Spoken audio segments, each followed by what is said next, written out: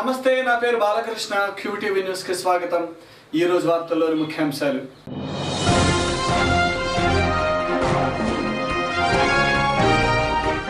Collector grievance cell కు అధిక సంఖ్యలో హాజరైన బాధితులు సమస్యలను పరిశీలించి పరిష్కరించాలని అధికారులను ఆదేశించిన కలెక్టర్.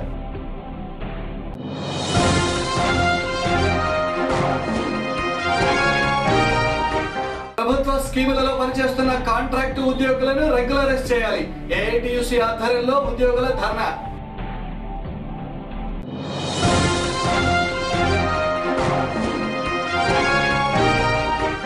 ఏఎన్యు నిర్వహించిన స్టేట్ లెవెల్ వర్క్ షాప్ లో ప్రథమ బహుమతి కైవసం చేసుకున్న చలపతి ఇంజనీరింగ్ కళాశాల విద్యార్థులు. స్థానిక జిల్లా పరిషత్తులో జరిగిన కలెక్టర్ గ్రీవెన్స్ సెల్ కు జిల్లా నలుమూలల నుండి పెద్ద ఎత్తున బాధితులు చేరుకొని తమ సమస్యలను కలెక్టర్ కు ఫిర్యాదు చేశారు. బాధితుల వద్ద నుండి ఫిర్యాదులు స్వీకరించిన కలెక్టర్ త్వరితగతిన సమస్యలు పరిష్కారం అయ్యేలా తగిన చర్యలు తీసుకోవాలని అధికారులను ఆదేశించారు.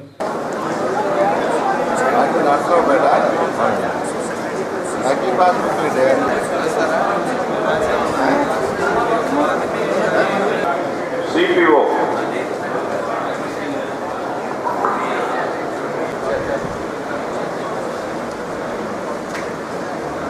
ఐదున్నర పూర్వీకుల ఆస్తి ఉంది. దానికి డాక్యుమెంట్స్, పొజిషన్ సర్టిఫికేట్స్ అన్నీ ఉన్నాయి. అయినా కూడా అగ్రవర్ణాల వారు మమ్మల్ని బెదిరించి దాన్ని ఆక్రమించుకుని వాళ్ళకి ఏం లేకుండా ఇలాంటి తెల్ల పేపర్, ఇదే తెల్ల పేపర్ సార్ ఎంఆర్ఓ ఆఫీసులో ఇచ్చారు. ఈ తెల్ల పేపర్ పొజిషన్ వాళ్ళు చూపిస్తూ దీన్ని ఆధారం చేసుకుని ఆయుధాలతో దాడి చేసి సంపభోగం మేము పారిపోయి వచ్చాం. అక్కడ పెద్ద మనుషులను పంపించాం. ఈఆర్ఓ గారిని, ఎంఆర్ఓ, ఆర్ఐ గారిని, మన సర్పంచ్ గారిని మొత్తం చేత కూడా అడిగిచ్చి ఉన్నాం. ఎవరి చేత అడిగిచ్చినా కూడా మీకు దిక్కుండా కాదు చెప్పుకోమని చెప్పేసి చెప్పడం జరుగుతుంది. అందుకని చెప్పేసి నేను సార్ ఎంఆర్ఓ గారికి అర్జీ ఇచ్చాం, ఆర్డీఓ గారికి ఇచ్చాం, అలాగే ఎస్ఐ గారికి, సిఐ గారికి కూడా ఇచ్చాం.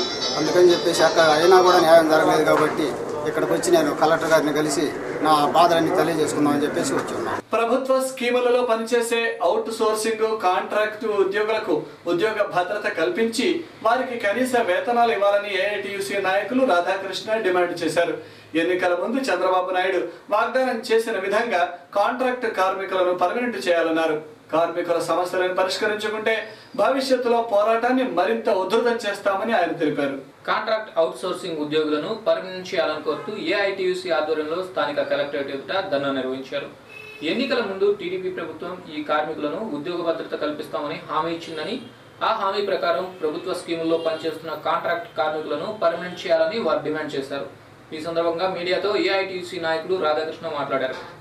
పర్మనెంట్ చేయాలని, అలాగే వారికి కనీస వేతనం 15,000 ఇవ్వాలని, మరి విద్యుత్ రంగంలో ఇతర ప్రభుత్వ డిపార్ట్మెంట్లో విద్యుత్లో 108లో 104లో ఈ విధంగా కాంట్రాక్ట్ కార్మికులు ఎవరైతే పనిచేస్తున్నారో వీళ్ళందరినీ పర్మనెంట్ చేయాలని చెప్పి డిమాండ్ చేస్తూ రాష్ట్ర వ్యాప్తంగా ఈరోజు ఈ కలెక్టరేట్ దగ్గర ధర్నాలు నిర్వహించబడతా ఉన్నాయి. ఎన్నికల ముందు ముఖ్యమంత్రిగా మరి నారా చంద్రబాబు నాయుడు గారు ఎన్నికల వాగ్దానం చేశారు. ఈ పర్మనెంట్ కార్మికులందరినీ, కాంట్రాక్ట్ కార్మికులందరినీ పర్మనెంట్ చేస్తానని, వీరి సమస్యలు పరిష్కారం చేస్తానని, అట్లాగే అంగన్వాడీ కార్మికుల సమస్యలు పరిష్కారం చేస్తానని వీళ్ళందరికీ కూడా పెద్ద ఎత్తున హామీలు ఇవ్వడం జరిగింది. దాదాపు 4-5 లక్షల మందిగా ఉన్నటువంటి కార్మికుల్ని ఇప్పుడు ఎన్నికల అనంతరం వీళ్ళని పట్టించుకోకుండా వీళ్ళకి చేసినటువంటి వాగ్దానాలు పూసే లేకుండా మరి వాళ్ళ దాదాపు 100 రోజులు గడిచినప్పటికీ ఎటువంటి చర్య వీరికి అనుగుణంగా తీసుకోవడం జరగలేదు. అందువల్లనే రాష్ట్ర వ్యాప్తంగా ఈ ధర్నాలు నిర్వహించబడతా ఉన్నాయి. ఈ కార్మికుల సమస్యలు తక్షణమే పరిష్కారం చేయాలని చెప్పి డిమాండ్ చేస్తూ మరి అవసరమైతే భవిష్యత్తులో పెద్ద ఎత్తున పోరాటాలకు కూడా ఈ కార్మికులందరినీ సిద్ధం చేస్తామని, అటువంటి పరిస్థితి రాకుండా ప్రభుత్వం వెంటనే ఈ కాంట్రాక్ట్ కార్మికులందరినీ మరి పర్మనెంట్ చేసి వారికి అవసరమైనటువంటి కనీస వేతనాలు ఇవ్వాలని చెప్పి డిమాండ్ చేస్తున్నాం. ఆచార్య నాగార్జున యూనివర్సిటీ వారు నిర్వహించిన స్టేట్ లెవెల్ వర్క్ షాప్ లో తమ విద్యార్థులు ప్రథమ బహుమతి గెలుపొందారని స్థానిక లాంలోని చలపతి ఇంజనీరింగ్ కళాశాల ప్రిన్సిపాల్ సురేష్ బాబు తెలిపారు. సివిల్, ఎలక్ట్రానిక్స్ విభాగాలలో తమ విద్యార్థులు రూపొందించిన ప్రాజెక్ట్స్ కు సర్వత్రా ప్రశంసలు లభించాయని, ఈ స్ఫూర్తితో భవిష్యత్తులో తమ విద్యార్థులచే మరిన్ని ప్రాజెక్టుల రూపకల్పనకు కృషి చేస్తామని ప్రిన్సిపాల్ తెలిపారు.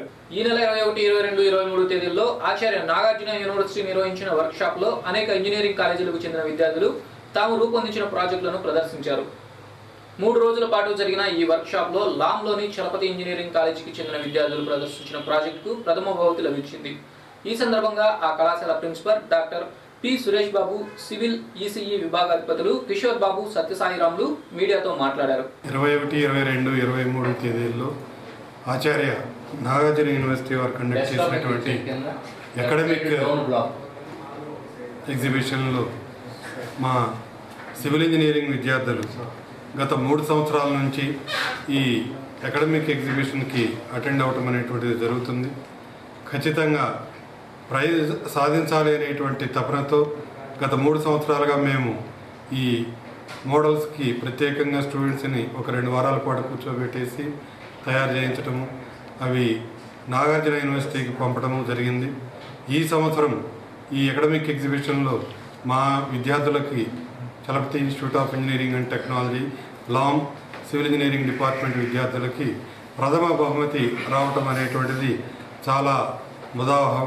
యూనివర్సిటీలో నిర్వహించిన అకాడమిక్ ఎగ్జిబిషన్లో చలపతి ఇంజనీరింగ్ కాలేజ్ లామ్ విద్యార్థులు మొదటి బహుమతి సాధించారు. ఈ సందర్భంగా విద్యార్థులందరినీ మేము అభినందిస్తున్నాం. వారు ప్రదర్శించిన సివిల్ ఇంజనీరింగ్ మరియు electronics and communication engineering models సందర్శకుల్ని ఆకర్షించాయి. ఈ స్మార్ట్ పవర్ సేవింగ్ కంట్రోల్ అనేది చాలా విపరీతంగా హైలైట్ అవ్వబడినది.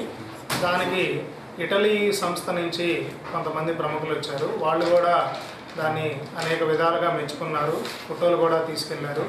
అక్కడ పిల్లలు ఇచ్చిన ఎక్స్ప్లెనేషన్ వాటన్నిటికీ చాలామంది ఇంప్రెస్ అయ్యి వాళ్ళ అడ్రస్లు కూడా తీసుకెళ్లారు. ఇది రేపు తర్వాత వాళ్ళది 4వ సంవత్సరం అయిపోయిన తర్వాత మనందరం కలిసి చేద్దాము ఇట్లాంటి ప్రాజెక్ట్స్ అని చెప్పి ఇంకా ఎంకరేజ్ కూడా చేశారు. have designed here a project based on power saving and power consumption, and here we have used different types of sensors, IR sensors. Actually we all know that power cut is rapidly increasing day by day, so in order to reduce that one, we have designed here to save some of the power. నేడు జరిగిన ప్రజావాణి కార్యక్రమంలో భాగంగా స్థానిక జిల్లా పరిషత్తులో collector Kantilal Dande phone ద్వారా ఫిర్యాదులను స్వీకరించారు.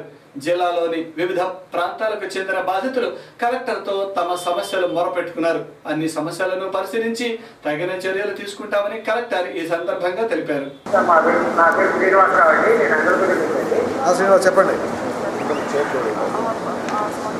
చెప్పండి శ్రీనివాస్. అది మా పిల్లలు వచ్చేసి హై స్కూల్లో చదువుతున్నారండి, 6th క్లాస్. వాళ్ళు ఇంగ్లీష్ మీడియంలో జాయిన్ చేశారు సార్ మేము. ఓకే. తర్వాత ఇప్పుడు ఈ ఎగ్జామ్ నుంచి మా పిల్లలు పనికిరారు ఇంగ్లీష్ మీడియంకి అని అక్కడ తెలుగు టీచర్ గారను ఇంగ్లీష్ టీచర్ గారట. ఏమైంది ఇప్పుడు? ఏమైందండి? వాళ్ళు తెలుగు మీడియంలో జాయిన్ చేశారండి ఇప్పుడు మా పిల్లల్ని. ఏం కావాలి ఇప్పుడు? అప్పుడు ఇంగ్లీష్ మీడియంలో జాయిన్ అవ్వాలి. అసలు వాళ్ళు ఏమన్నా పిల్లల్ని ఎలా చేస్తారంటే తెలుగు మీడియం పనికి రావాలి. ఎక్కడ? అంగల్పూర్ హై స్కూల్ అండి. అంగల్పూర్ హై స్కూలా? అవును సార్. తర్వాత ఇప్పుడు మా పిల్లలు గ్యాప్ లేదు సార్. హెడ్ మాస్టర్ గారు చెప్తే ఏమన్నా పనికి రావాలి ఎక్కువ అంటాడట. మీ పేరేంటండి? శ్రీనివాసరావు అండి. శ్రీనివాసరావు, అంగల్పూర్ నుంచి మాట్లాడుతున్నాను. అవును సార్. ఏ స్కూల్లో పెట్టారండి మన పిల్లల్ని? అది చూడండి సార్, ఎందుకంటే ఇప్పుడు హెడ్ మాస్టర్ గారు చేసే దాని గురించి మేము మాట్లాడతాం. ఆయన విద్యాపీఠులు ఎంత అక్రమాలు జరుగుతున్నాయి, ఇవన్నీ చాలా ఎంక్వైరీ జరిగినాయి మా స్కూల్లో. కానీ మేము వాటి గురించి మాట్లాడతానండి. అదేలేండి. ఇప్పుడు 10th క్లాస్లో ఉన్నారు. ఒక పిల్లల్ని అడ్మిషన్ లేకుండా 3 నలుగురిని ఓడతని ఆదరణ కూడా స్కూల్లో పెట్టాడు ఆయన. దాని గురించి కూడా చెప్పట్లేదు మేము. ముందు అసలు మా పిల్లలు 15 మంది దాకా ఉన్నారంటే మా క్లాసులో. వాళ్ళందరినీ ఇంగ్లీష్ మీడియం చదవాలి అని ఇంట్రెస్ట్ ఉన్నాడని తీసుకెళ్ళి తెలుగు మీడియం జాయిన్ అవ్వండి. ఆ లెక్క టీచర్ గారంటే మేడం ఎవరో ఉందంట, తెలుగు మేడం గారు. మీ బొద్దు చేసుకునే అంటుందంట. మా పిల్లలు ఎంత గురించి బాధపడుతున్నారు సార్. అవునా? నేను డిఓ గారితో మాట్లాడుతానండి, దాన్ని సార్ట్అవుట్ చేస్తాను. అర్బన్ పరిధిలో నమోదైన కేసుల పరిష్కారానికి అధికారులు చిత్తశుద్ధితో విధులు నిర్వహించాలని అర్బన్ ఎస్పీ రాజేష్ కుమార్ కోరారు. నేడు ప్రజా విజ్ఞప్తుల దినాన్ని పురస్కరించుకుని ఆయన ఫిర్యాదుదారుల నుండి ఫిర్యాదులు స్వీకరించారు. సమస్యలు త్వరగా పరిష్కారం అయ్యేలా చర్యలు తీసుకుంటామని అర్బన్ ఎస్పీ తెలిపారు.